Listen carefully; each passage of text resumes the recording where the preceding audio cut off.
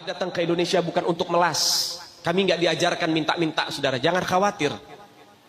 Habaib datang ke Indonesia bukan untuk meraup daripada harta, enggak. Kami tidak mencari jabatan, enggak. Kenapa? Itu bukan didikan dari keluarga kami. Didikan keluarga kami, lihat bagaimana Al-Habib Salim bin Ahmad bin Jindan, saya punya kakek, keluar masuk penjara. Kenapa bisa keluar masuk penjara? Membakar semangat perjuangan masyarakat Indonesia untuk merebut kemerdekaan, saudara. Al-Habib Ali bin Abdurrahman Al-Habsyi Kuitang, beliau yang memfatwakan ketika tanggal 17 Agustus Soekarno membacakan teks proklamasi mendeklarasi daripada kemerdekaan Indonesia. Beliau di hari Jumat itu, ba'da Jumat beliau fatwakan, sekarang saya fatwakan setiap tanggal 17 Agustus wajib pasang bendera merah putih di rumah-rumah kalian. Siapa yang nyuruh? Itu fatwa Habib Ali bin Abdurrahman Al-Habsyi Kuitang. Bendera merah putih, siapa yang memberikan instruksi kepada Bung Karno untuk membuat bendera merah putih sebagai bendera Indonesia? Itu adalah fatwa Al-Habib Idrus bin Salim Al-Jufri Palu Al-Khairat. Lambang negara Garuda, siapa yang buat? Al-Habib Asy-Syarif Hamid Al-Gadri dari Pontianak, keluarga baginda Nabi Muhammad. Lagu 17 Agustus, Pramuka, lagu syukur, siapa yang buat? Al-Habib Husin Al-Mutahhar dari Semarang, dzurriyyat baginda Nabi Muhammad. Jadi Anda jangan berpikir, ini habaib di Indonesia jasanya apa? Banyak, itu yang baru kecatat.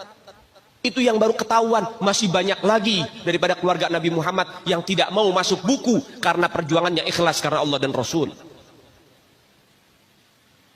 Banyak, saudara.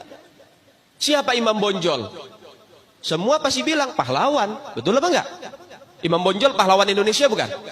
Pahlawan nasional bukan? Sekarang siapa namanya Imam Bonjol? Al-Habib Muhammad Syahabuddin, beliau habaib dari kalangan bin Syahab. Imam Bonjol itu bin Syahab, masih daripada kakeknya Habib Rizik, saudara sekalian. Itu keluarga daripada Nabiuna Muhammad, keturunan Sayyiduna Muhammad.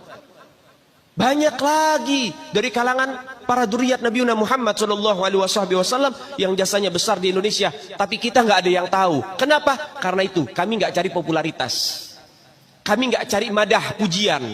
Kami nggak cari tempat kedudukan, yang kami cari ridho Allah dan Rasulnya. Sehingga hal ini perlu diungkap, saudara sekalian. Bagaimana keluarga Nabi Muhammad jasanya besar, dan umat ini harus dihubungkan kembali dan dieratkan kembali kepada keluarga baginda Nabi Muhammad. Ini akhir zaman, kita semua melihat kok bagaimana gencar-gencarnya di media sosial apa upaya untuk supaya memisahkan umat Islam dengan keluarga baginda Nabi Muhammad. Upaya keras supaya habaib dibenci ada di Indonesia. Mulai Habib dengan kiai diadu, Habib dengan ustadz diadu. Mulai ada hal-hal semacam itu. Apa? Dendam politik, saudara. Gak keluar dari situ. Karena dendamnya kepada Habib Rizik sehingga akhirnya demikian. Habib Rizik itu siapa? Keluarga Nabi Muhammad, keturunan Nabi Muhammad, cucunya Nabi Muhammad. Beliau bukan penjahat kok, bukan koruptor. Beliau nggak pernah bawa lari uang rakyat. Beliau nggak pernah ngerugiin negara. Beliau tidak pernah mencemarkan nama baik negara. Beliau itu bukan penjahat, saudara. Bukan penjahat. Apa masalahnya dia? Sehingga dicecar sedemikian rupa. Cuman masalah prokes doang, 4 tahun, saudara. Berapa banyak di luar sana pejabat, aparat, bahkan rakyat yang melanggar prokes gak ada yang ditahan. Kenapa cuman Habib Rizik yang ditahan? Ini upaya untuk supaya umat Islam benci terhadap keluarga baginda Nabi Muhammad. Hati-hati, saudara sekalian. Nabi bilang, man mata ala bugdi ahlul bait mata yahudian atau nasranian. Siapa orang yang mati membawa benci kepada keluarga baginda Nabi Muhammad, dipastikan mati dalam keadaan Yahudi ataupun Nasrani, atau dalam bahasa daripada sederhananya mati dalam keadaan murtad.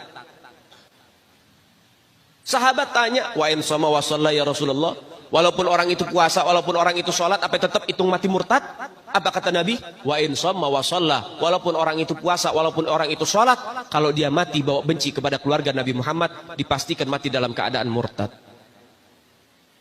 Ini Nabi yang punya mau, bukan kita habaib. Dan seharusnya yang membahas masalah fadailul ahlul bait, keutamaan para habaib, bukan dari mulut saya, bukan dari mulut Habib Khalid, wala Habib yang lain, bukan. Tapi daripada mulut para guru-guru kita. Mereka yang lebih punya kewajiban untuk membahas masalah ini ke umat, saudara. Kenapa? Supaya tidak ada fitnah. Kalau saya yang bicara begini, akan ada pertanyaan. Itu maunya Habib. Itu maunya dia. Itu mah dalil buat-buatan dia. Terserah Anda. Kita tinggal menyampaikan ini dalil, menyampaikan ini syariat.